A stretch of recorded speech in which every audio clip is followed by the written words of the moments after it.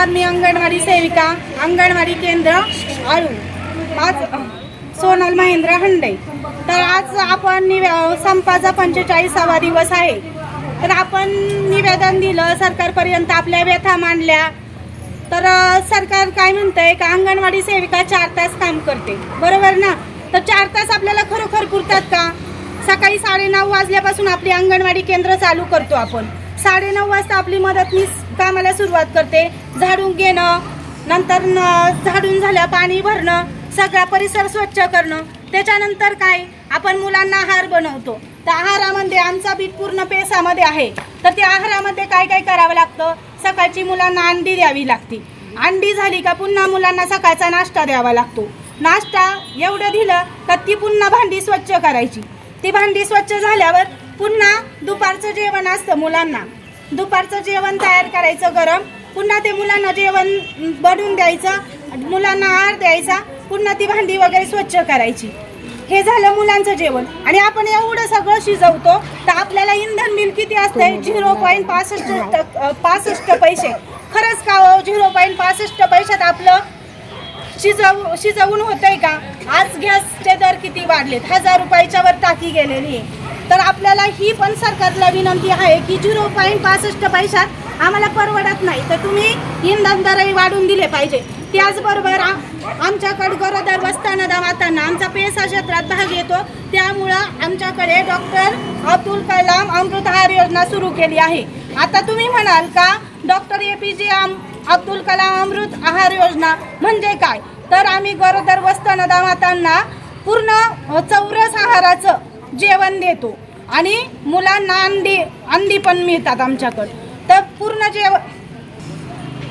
तर आता ह्या गरोदर स्तनदा मातांना चौरस आहाराचं जेवण म्हणजे ताट बनवून द्यायचं. तर त्या ताटामध्ये डाळ, भात, भाजी, अंड, शेंगदाणे, लाडू आणि एक भाजी असती. तर एवढं जेवण तयार करायला त्यांचे 1.5 ते 2 तास जातात. आणि आपल्याला म्हणतात तुम्ही 4च तास काम करता. त्या महिला येणार, त्यांना जेवण आयतं ताट तयार करायचं, वाढायचं, आयतं त्यांना ताटावर बसवायचं. आणि मग त्या जेव्हा जेवण होईल, ते जेव्हा जेवण करून जातील, पुन्हा एवढ्या स्वयंपाकाची भांडी उचलायची आणि ती आमच्या मदतनीस ताई घासणार. सांगा बरं किती वेळ जातो? 4 तास पुरतात का आपल्याला? नाही पुरत. मग किती आमच्या ताईला तर 3 ते 4 वाजतात घरी जायला. म्हणजे किती अवघड आहे आपलं एवढ्या. आणि त्यांना पगार किती? तर 5000, म्हणजे दिवसाला 160 रुपये त्यांना रोज मिळतो. 160 रुपयात कोण काम करल हो? आणि किती कामं असतात आपल्याला. समजा आपलं नुसतं मुलांना सेवाच दिल्या जात नाही, तर आपल्याकडं त्याच्या व्यतिरिक्त खूप कामं असतात. मुलांना पूर्व प्राथमिक शिक्षण देणं, लसीकरण देणं, आरोग्य सेवा करणं, शिवाय त्याच्यानंतर ह्या 7 सेवा तर आपण देतोच. त्याच्या व्यतिरिक्त आली भाग्यश्री योजना, आलं बाल संगोपन योजना, आली निराधार योजना, ह्यांचे सगळे कागदपत्र कोण द्या? तर अंगणवाडी द्या. म्हणजे सगळं कुठली योजना आली तरी ती अंगणवाडीकडं. पुन्हा काय तर ऑनलाईन काम पण कोणी करायचं? तर अंगणवाडीने. आता ह्या ऑनलाईन काम तर आपण शाळेचं करतच होतो. ह्याच्या व्यतिरिक्त पण आपल्याकडे कार्यक्रम येतात. स्तनपान सप्ताह दिन येतो, आहार सप्ताह असतो, बाकीच्या ज्या काही माहिती असतात त्या ऑनलाईन. तर हे ऑनलाईन काम आमच्याकडं 12 वाजेपर्यंत करून घेतात. कारण ते टार्गेट देतात, तेवढं टार्गेट पूर्ण झालं पाहिजे. म्हणजे 12च्या आत ते पूर्ण झालंच पाहिजे. म्हणजे आमच्या सेविका 12 वाजेपर्यंत काम करतात. म्हणायला काय हो तुम्ही फक्त म्हणता 4 तास ड्युटी, पण खरं मी सांगेन ठोकपणे की आमची सेविका 4 तास नाही, तर आमची सेविका मदतनीस ऑन ड्युटी काम करत असतात. म्हणजे मला इथं एवढंच म्हणावे लागेल का हे सरकार आंधळं, बहिरं आणि मूक झालेलं आहे. कारण आज 45 दिवस झाले संपाला, ह्यांना आमचा आवाजही त्यांना जात नाही. आम्ही संप करतोय हाही त्यांना दिसत नाही. आणि जे आमच्या मागण्या पूर्ण करायच्या ते बोलूही शकत नाही. म्हणजे याचा अर्थ काय? हे सरकार आंधळं, मूक आणि बहिरं झाले. आणि जर ह्या सरकारने आमचं मानधन आम्हाला मानधन नको आहे, आम्हाला वेतनात पाहिजे. आणि ही जर मागणी पूर्ण केली नाही तर आम्ही सगळ्या महिला ठाम आहेत. आम्ही हे जो संप आहे तो बंद करणार नाही. तर ह्या संपाचं तीव्र आंदोलन करायला आम्ही महिला तयार आहोत. आणि एवढंच मी बोलन आणि थांबत. वर्ष झालं मला भरपूर आले मला वर्ष झालं पोरं सकाळचं उठायचं, शाळेत जायचं, झाडझूड करायची, पाणी भरायचं, पोरं वळायची, खाऊ करायचा, बायांच्या चपात्या, पोरांचा खाऊ, अंडी, चपात्या करायला लागायच्यात बाहेरी, शेंगदाण्याचा लाडू, एक अंड, भाजी आणि पोरं सांभाळून करायचं सगळं. सेविका वर्ष झालं. तुम्हाला किती वर्ष झालं सेविका मला नाही? आता फक्त 65 वर्ष व्हायला, आता 1 वर्ष राहिले. रिटायरमेंटला. हा, आणि सेविका किती वर्ष झालं नाही? वर्ष झालं. आता 6 जानेवारीला वर्ष होईल. सेविका नाहीये तुम्हाला, मग एकट्याच सगळं काम करताय.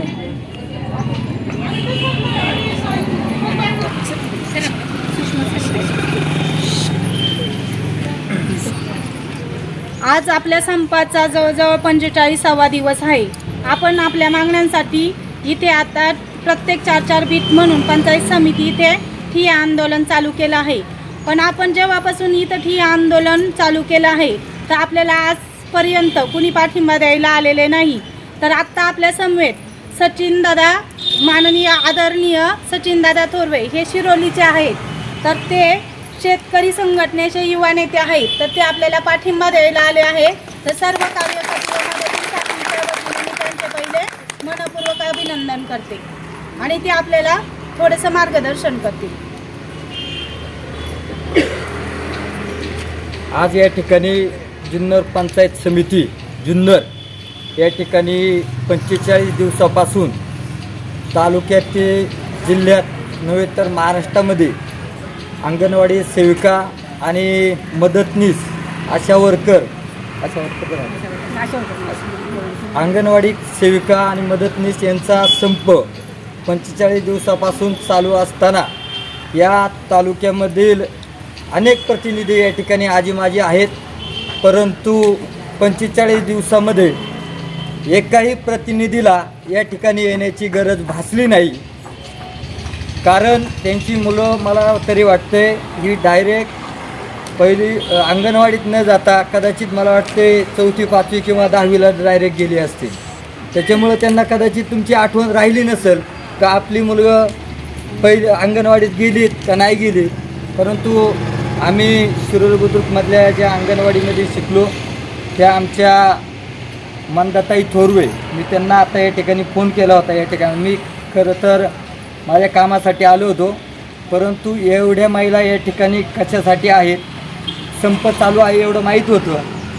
परंतु मला वाटलं होतं का कदाचित या ठिकाणी जे लोकप्रतिनिधी असतील किंवा या जुन्नर नगरीचे माझी कोणी पदाधिकारी असतील त्यांनी तुम्हाला कदाचित भेट दिली असेल. मी तळपेतांशी चर्चा केली तर तळपेतांनी सांगितलं 45 दिवसामध्ये आज या ठिकाणी कुणीही अधिकारी या ठिकाणी आमची भेट घेण्यासाठी किंवा आमच्या काही संवेदना आहेत, ज्या आमच्या काही मागण्या आहेत त्या समजून घेण्यासाठी ज्या पंचायत समितीच्या आवारामध्ये तुम्ही महिला या ठिकाणी बसले त्या पंचायत समितीचे अधिकारी कुणी तुमच्यापर्यंत पोचलं का ताई? कुणी पोचलं नाही. म्हणजे ही खरं तर लाज वाटण्यासारखी बाब आहे. जर ज्या महिला आपल्या अंगा खांद्यावरती प्रपंचाचा गाडा घेऊन आमच्या मुलांना शिक्षण देत असताना शासनाच्या अनेक जबाबदाऱ्या त्या ठिकाणी पार पडत असतात. शाळेव्यतिरिक्त काही सर्वेक्षण आलं तर ते अंगणवाडी सेविकांनी करायचं, काही आलं का ते अंगणवाडी सेविकांनी काम करायचं. अंगणवाडी सेविकांनी फक्त कामच करायचं, परंतु त्या बदल्यात लागणारा मोबदला त्यांना त्या ठिकाणी मिळत नाही. सकाळी अंगणवाडी सेविका त्या ठिकाणी मला वाटते 8 वाजता तरी कमीत कमी आपल्या घरातून तुम्ही 8 वाजता तर तुम्हाला घरातून बाहेर पडायला लागत असेल. 8 वाजता तुम्ही तुमचा घरचा सर्व आवरून तुम्ही 9 वाजता साधारणतः शाळेवरती जाता. 2-2:30 वाजेपर्यंत तुमची शाळा असते, म्हणजे तुमचा दिवस पूर्ण त्या ठिकाणी जातो. दिवस पूर्ण गेल्यानंतर आज खरं तर एखादी बाई खुरपायला गेली तर तिला 300 ते 400 रुपये रोज मिळतो. आणि मग तुम्ही ज्या मुलांना घडवता त्यांना घडवता असताना कमीत कमी तुम्हाला त्या ठिकाणी 25,000 ते 26,000 रुपये महिना मिळावा अशी तुमची मागणी आहे. 5,000 ते 6,000 रुपयात आता काय मिळते? 10,000 रुपयामध्ये तुम्ही सांगा. जर तुम्ही भाड्याने राहत असेल तर 2,000 रुपये तुमचं भाडं जातं. किराणा म्हटलं तर तुमचे 5 ते 6,000 रुपये त्या किराणामध्ये जातात. बाकीचा प्रपंच चालवण्यासाठी तुमच्या आर्थिक गरजावांसाठी तुम्हाला जर जाण्या येण्यासाठी जर गाडी वापरायची असेल तर त्या गाडीला कमीत कमी 60-70 रुपयाचं पेट्रोल लागते. मग अशा याच्यात तुम्ही जगणार कसं? तुम्हीच जगायचं का तुम्ही कुटुंबाला घेऊन जगायचं का? त्या लहान मुलांना हे करत असताना काही वेळेस तुमच्याही पदरचे पैसे त्या ठिकाणी जातात. पण अशा परिस्थितीमध्ये या ठिकाणी तुम्हाला पाठिंबा देण्यासाठी मी खरं तर एक सामान्य व्यक्ती म्हणून इथं आल्यानंतर तुमच्या महिलांचा आक्रोश मला या ठिकाणी पाहावानी.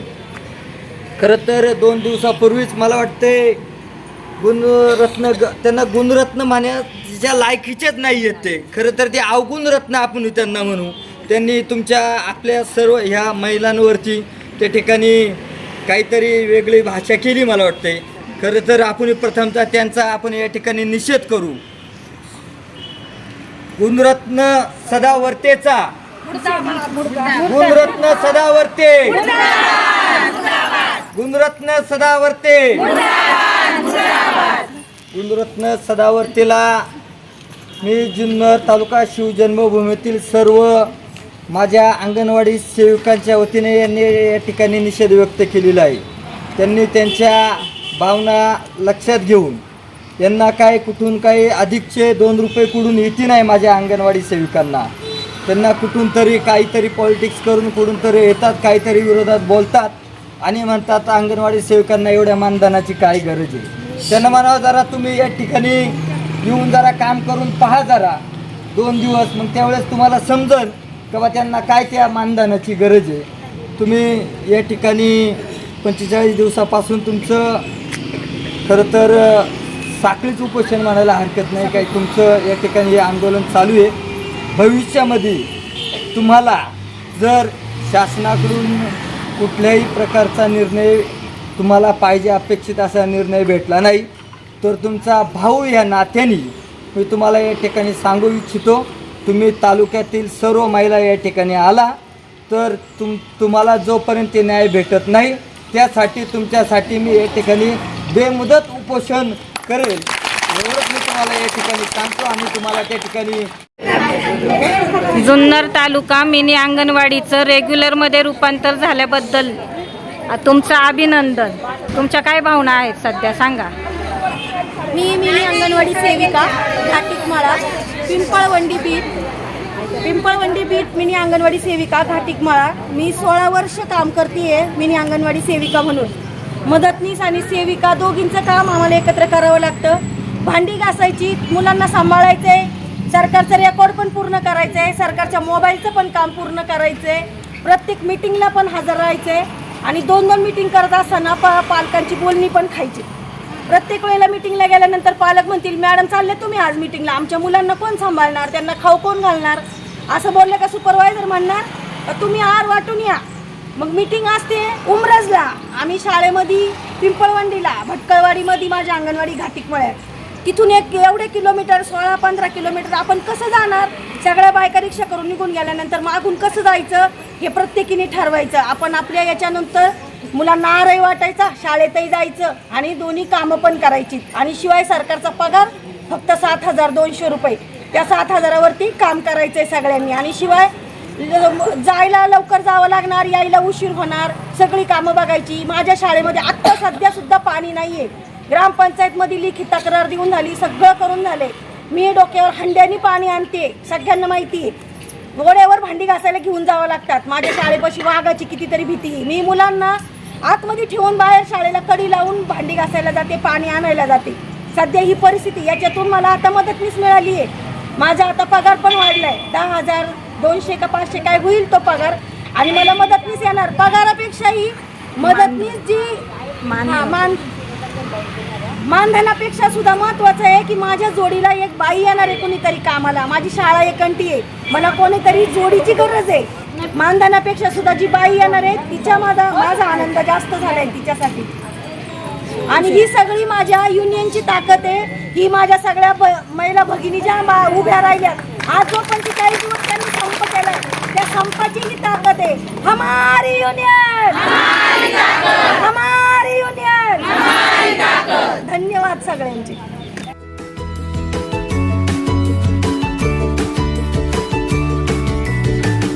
बातम्या शेतीच्या, बातम्या मातीच्या, बातम्या अन्यायाच्या, गुन्हेगारीच्या,